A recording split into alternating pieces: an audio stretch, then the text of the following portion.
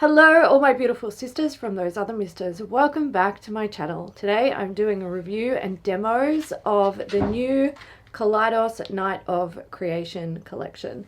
So this was sent to me in PR and they did send the whole full boxed set. This collection launches today. I'll leave a link to their website down below in the description box. You can go check it out for more information. I will run through the prices of the items before I get into it. This whole thing here, you can buy this if you think it looks pretty cool. I think it looks pretty cool. It's kind of like stocking type material. It's like stretchy, with all these really cool colors and patterns on it.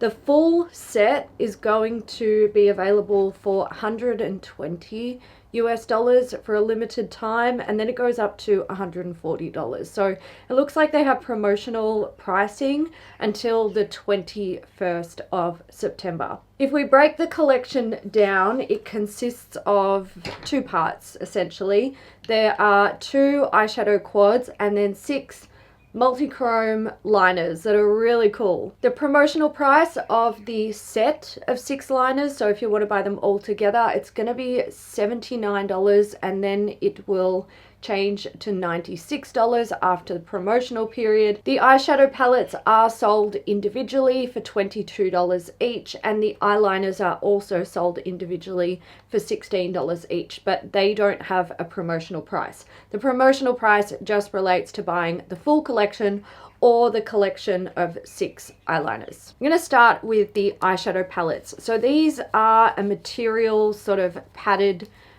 finish on the outside with like velvet material, and obviously you can see the sort of multi-chrome effect that they're trying to create with the coloring.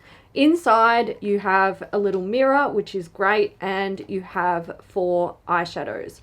This one is called Glowing Iris and it's quite blurple. If you don't know what blurple is, it's a combination of blue and purple. I'll take you through the shades here. So they have named them Base, Radiate, Diffuse and Accentuate, and they're named the same way in each palette.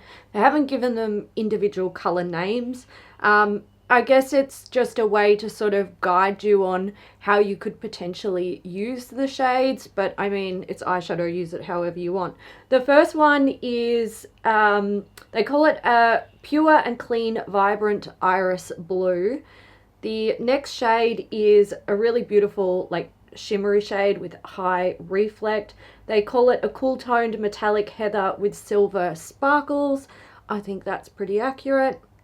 The next shade, a light non-ashy periwinkle with soft focus texture. I kind of like, I would never think, if someone said this eyeshadow has a soft focus texture, I'd be like, come on, what are you talking about? But I kind of get it.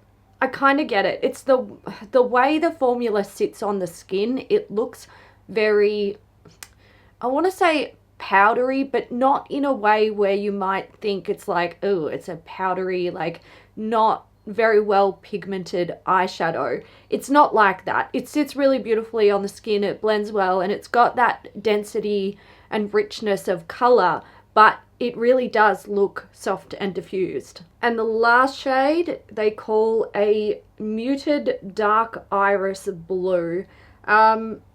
It's an awesome color. I do think it comes off looking a little bit navy on camera, but it's hard for me to tell because my screen doesn't always show colors accurately, and obviously, you know, all monitors show colors differently, but in person it's kind of like a royal purple mixed with a navy blue. And I think it's beautiful. Thinking about how I went using this palette, I say this all the time, so I might sound like a broken record to some of you. I'm always nervous about using purple eyeshadow palettes for the first time because purple eyeshadow is notoriously difficult to formulate well. Often what I find with them is that they're quite patchy, they don't blend well. or they just lack pigmentation. But Kaleidos has really smashed it out of the park with all of these. Usually in a palette with 3 matte shades, I would expect at least one of them to have issues. And I didn't experience that with any of them. I was really surprised.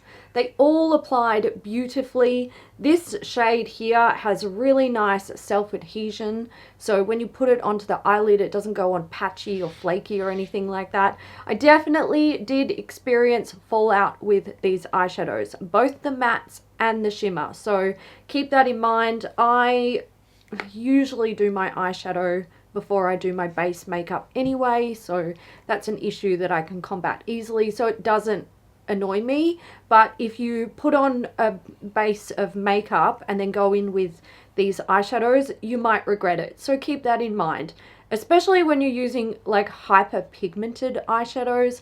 That is always a risk that you run, and it also is a risk whenever you're using something shimmery. The formula of these eyeshadows is also really soft, so when you dip your brush in there, it's going to pick up a lot of product and it will disrupt the pan a little bit.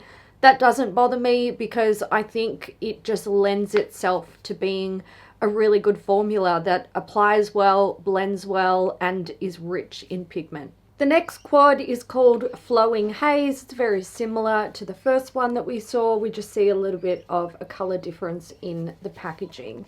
Again, it has that velvet finish on the outside and there is a mirror inside. We have the same layout. There's 3 mattes and 1 metallic shimmery shade. This one is a duochrome, can we call it? I don't know if I can really show you. I don't know. Oh, maybe you can kind of see it there. I don't know. It's hard to show you, but maybe we'll see it a bit better in the swatches. Okay, the base shade is a light taupe shade to erase puffiness. I don't know. I don't know. I don't really deal with puffiness on areas where I use eyeshadow, because I don't really use eyeshadow down here. I have used this shade on my lower lash line today. And yes, it's the shade that mimics a shadow quite well, which can definitely help to make puffiness appear like it's receding. But I just think it's a really nice light like taupey shade that is great for creating a shadow on the eye. The Radiate shade is a lilac to gold sparkling duochrome, so hopefully you can, I don't know if you're really capturing it. This one has quite a dark base. Maybe you can kind of capture the gold shift here. It looks sort of like an old gold, like it's not that typical bright yellow gold shade that you might expect. It is it's got like hints of green in it, there's gray tones to it, and it does have a dark base. I am wearing this one over my eyelid today. The reflect of it is quite bright though, so usually I wouldn't like to use a shade with a dark base like this over my eyelid because I have small eyes and it makes my eyes look beady and makes them recede a lot. But the light reflect that this offers and the sparkle that it has, it helps to make the eye pop again, which is great. It offers balance, and I think this sort of shade works really well for creating a dark smoky eye on someone with small eyes. So I quite like that one. Also, I will say this does have that sort of brighter pale gold sparkle to it, which is really nice. And I would say that that's probably what's creating that light reflect and helping the eye to not look too receded or too beady. The next shade is Diffuse. This one is a cool toned mauve taupe, which I would completely agree with. And the last shade they call a deep gunmetal shade, which can be layered for a rich smoky look. I would say this is like a, it's kind of like a blackened plum shade, or like a dark greyish plum, if that's fair. It is quite rich and deep, but it has those sort of cool tones that you get from like grey and black pigments in eyeshadows. And you might also be able to see how soft they are with that little bit of fallout that I got there. That's not uncommon, and especially like when I'm swatching these, it picks up a lot of product. I'm just going to show you these palettes side by side quickly so you can see the color differences. I think the darker shades, when you see the palettes swatched individually, you might be like, oh, how similar is that to the other palette? And you may also wonder that with the shimmery shades, but you can see the differences there. This one is a lot more sort of grungy and grey toned. This one has a lot more sort of richness and vibrancy. And these shimmery shades, while they are fairly similar, you can see one is a bit more brighter in its coloring, one is a bit more sort of silvery toned, a bit more cool toned. So they both, stand alone on, their own 2 feet, and they're both beautiful palettes. This, I feel like the vibrancy of these colors in the brighter purple palette is just outstanding, whereas this palette that's a bit more neutral, while the pigment is amazing, there's no issue there, simply because they are more neutral colors, more natural colors, closer to skin tone colors. It looks more muted, but this is like eye-popping. Next, I want to get into these multichrome eyeliners. Now, these are really cool. They have translucent packaging that matches like the vibe of the rest of the collection. That's sort of like almost like an oil slick or, multichrome-esque finish, which is really beautiful. There are 6 in the collection. They are retractable pencils, which is fantastic. So you can wind them all the way up and you can wind them all the way down. The formula of these, I'd like to show you just how they swatch with one of them, and then I'll swatch the rest of them side by side. So they go on quite smooth. However, they do have a little bit, I'm not sure if you caught that, they do have a little bit of a firm formula, and if you wind them up too far, they can break when you're swatching them. So that is something to keep in mind. So here they are all swatched. We have tourmaline here, Solaris, which is red, actual red. We have Night of Creation, then we have Seven Seas, Limelight in the middle here, and this one here is called Sea Sparkle. So the Sea Sparkle is a dynamic metallic, which doesn't have too much of a multichrome shift. It's more the fact that because it's sort of this like high shine metallic, when the light isn't hitting it directly and it's not reflecting light back, it has more of like a sort of a deeper blue shade. These two down here are called prismatic multichromes, and it's going to be really, I'm not going to be able to show you, oh maybe there you can start to see the color shift. This one here goes from like a really beautiful sort of bright emerald green to like I don't know, it's like a rich purpley blue. This one here is more of like a yellowy green to kind of like a turquoise shade. Yeah, I'm really not able to show you the shift in these. This one here, which is Night of Creation, they call this a velvet multichrome. So this is a really beautiful purple to like pinky shade, which, oh God, why won't you show? This one here, which is Solaris, is an absolutely beautiful red to a green shade, which again, yeah, I'm just not really able to, maybe I need to do them in lines. I might try that in a second. And this one here is Tourmaline, which is like a pink to a like really bright green shade. These two are the Radiant Spectrum Multichrome, so they're meant to have the biggest amount of shift. I'm just going to do some band swatches and see if I can show you what they look like in that way. I'm working on my bands and I am getting more breakage. We will talk about that in a minute. Here they are. So again, we have Tourmaline, Solaris, Night of Creation, Seven Seas, Limelight, and Sea Sparkle. You might be able to catch the shifts sort of on this side and on this side as I rotate the arm, but it's kind of hard to show you.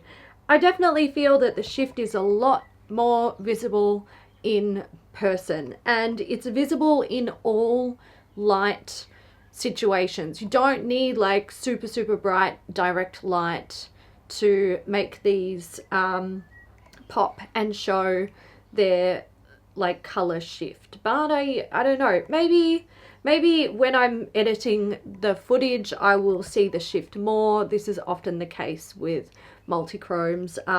They're hard to show on camera, and often I can't see it on camera, so I'm kind of like, how do I make it work? But they are very multichrome and they're very beautiful. Now I want to talk about the formula and sort of the delivery method, I suppose. So these are pencils, retractable pencils, like I mentioned. Now I don't think I've seen a pencil multichrome liner, but that doesn't mean that they haven't been on the market before. It just means I don't really, you know, keep track of every single release that is happening. I really like the format of these. I think it makes it really easy to, you know, apply it to your lower waterline or your lower lash line. You can sort of drag it across your upper lash line. It is a little bit difficult to create a wing unless you manage to get like a, I don't know if you'll be able to see what I've done with this one, but you know, I've used one side of it on an angle to create an angle, which then creates a bit of a point, which you can use to try to map out a wing that actually has some sharpness to it and just isn't like a blunt sort of thick line, which isn't really a wing. I have also tried to apply these with like a skinny angled liner brush, so just loading up my brush with product from the liner and then drawing it on. It is something that you can do, but it is not as easy as it would be if you were doing it with a liquid or a gel type product. So if you've used them before and you know how simple they are to use with a brush, this isn't quite as simple as that. They're not super creamy. While they do have a formula that allows it to glide onto the skin quite easily, they still have some firmness to them. And that means that when you're swatching them, they go on quite nicely. You might notice a little bit of almost patchiness. You might need to go over the spot, you know, once or twice to get it even, but it's not difficult to achieve that evenness. Sometimes you just have to like build it up in a certain spot simply because it applied a little bit lighter than another spot. The type of formula, it's kind of like I kind of think like a firm cream is a way that I would kind of describe it.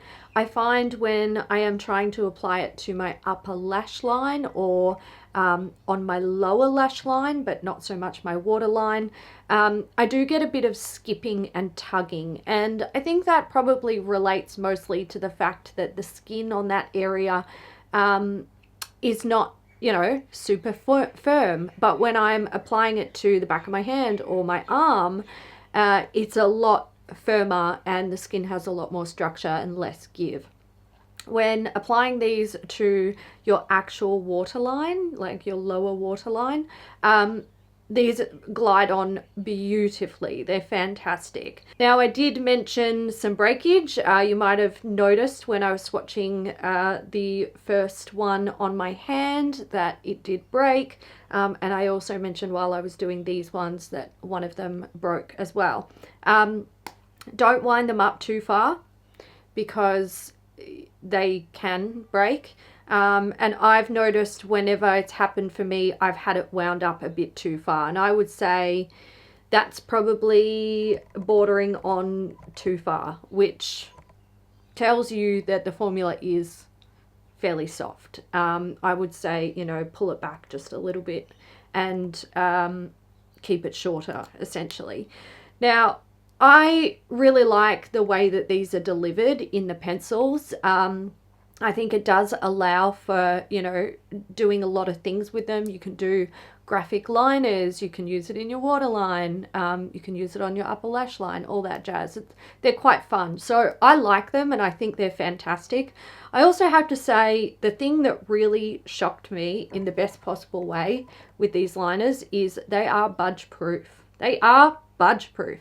Put one of these on your waterline and it will stay there until you physically remove it. I was so surprised.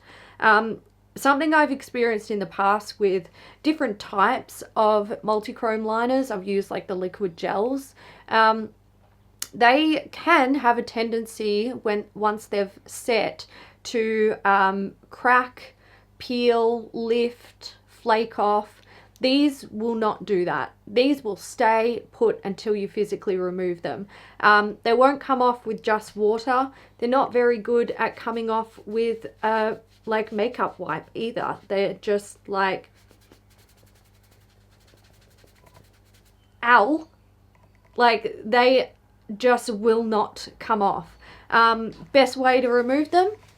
Oil. Use a balm, use an emulsifying oil, get it on there while the makeup is obviously still dry, and they come off like a dream.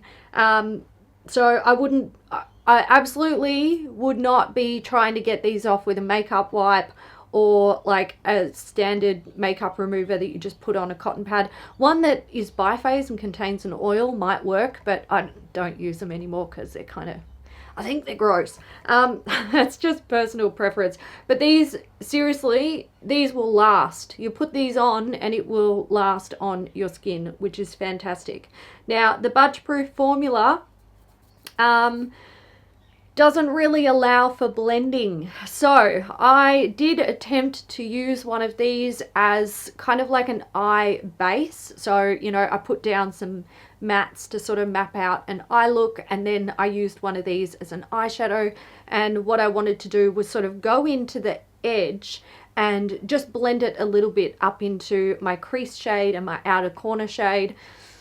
No ma'am, they will not. They will not. They go on and they set almost immediately. What I did to combat that and to sort of, you know, make things look a bit more cohesive, like there was actually blending going on, was I just started to bring eyeshadows back into the area where I'd laid the multichrome and it was, you know, meeting up with the mattes. So you can absolutely use these as eyeshadows and they're beautiful as eyeshadows, but what I would recommend is playing around with it first, just to sort of get a feel for how they work. Because I would hate for you to put one of these on and then be like, well, I am stuck with this look until I physically wash it all off. However, the effect and the finish is really, really beautiful. These are striking liners, and while I don't think they're absolutely perfect, I think for me, sort of the things that, I guess the two things that I'm, you know, if I could fix it, I would love to be able to. The breaking when you accidentally wind it up too hard. You can certainly just try to have a very light hand with them, but if you can't be super, super gentle because this sort of thing happens. You kind of do have to have a little bit of like pressure and give them a little bit of force to get the pigment to lay down nice and flat and look really even. So the breakage thing, if I could fix that, I would. And the other thing would be the blending thing, because if these guys, if you did have a little bit of time to work with them, even if it's, you know, only like 30 or 40 seconds before they really set down dry, if you could sort of blend them a little bit, it turns them into an eyeliner and an eyeshadow product that's super easy to use. However, like I said, you can still use it as an eyeshadow if you want to, and I will continue to do that in the future. But now that I know how they perform when I'm using it in that way, I know how to sort of set up my makeup and how I'm going to have to combat the issues of, you know, blending the lines and stuff. Or you just, you know, you create a look that is designed to have those, like, you know, nice straight lines that sort of differentiate between colors. So I think these are fantastic, and for me, these would actually be the pick of the collection. I think the liners are just great, and if they bring out more shades, like, I'm totally here for it and I want them. It's you know, quite a striking product, really nice packaging. The packaging works. They're very long lasting and they don't take up much space, but they pack a punch once they go on your face. Oh, you could totally use these as a lip liner, couldn't you? Multichrome lips, anyone? So my final thoughts on the collection are it's a winner and I really enjoy it. The eyeshadow palettes are what I know and love from Kaleidos with their quality. I will most likely use this one the most, simply because I really like nude eyeshadows. I like greyish eyeshadows. I like those sort of lighter grungy shades. It's really pretty. And the liners, wow. These are fantastic. I really, really enjoy them. I definitely think, you know, they're not absolutely perfect, but they are great. And I am definitely keeping all of these. I look forward to using them more. I really actually enjoy just using them as like an accent liner, and in my waterline. They're so fun in my waterline, which is great, and the fact that they last so long is like primo, absolutely fantastic. So as I said before, I will leave the link to the Kaleidos website down in the description box, so you can go check them out if you want to know more. The collection is releasing today. Time zones, I don't know. I just know it's releasing today. I think it's a little bit later in the day. So if you jump on their website, they do have all of the information though. I'd like to say thank you to Kaleidos if you're watching this for sending the collection. Really, really fun. Always appreciate it when you guys reach out to me to see if I'm interested in trying them. And this one did not disappoint. I really have enjoyed playing with it. So I'm going to leave it there, guys. Feel free to leave your comments down in the comments section, and I will catch you in the next one. Bye. Okay, I want to take Solaris and I want to see if I can use this as a lip liner.